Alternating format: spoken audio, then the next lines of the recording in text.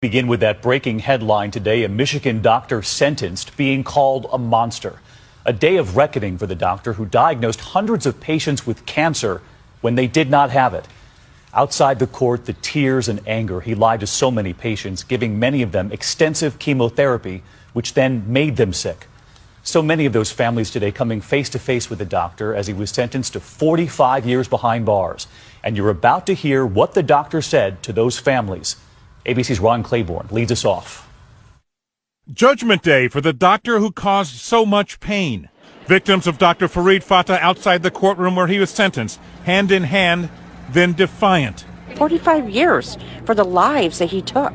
It just wasn't enough. In court, the 50-year-old doctor breaking down, saying, "I misused my talents, yes, and permitted this sin to enter me because of power and greed." But those words no comfort for Cheryl Blades. I could hear him talking to my mother because I went to every appointment. So I could hear him talking to her and promising her to save her. In all, Fatah pleaded guilty to intentionally misdiagnosing more than 550 patients, often prescribing treatment for cancer that they did not have. He earned more than $17 million as a result. Dr. Fatah pounced on every opportunity to use a patient's body as a profit center. One of the patients, 53-year-old Monica Flagg. Stressful. It was extremely emotional. In 2013, Dr. Fatah told her she had cancer. He finally said, "It is no longer smoldering. You have full-blown cancer." She later learned from another doctor she was perfectly healthy. I did one chemo treatment. The others did so many that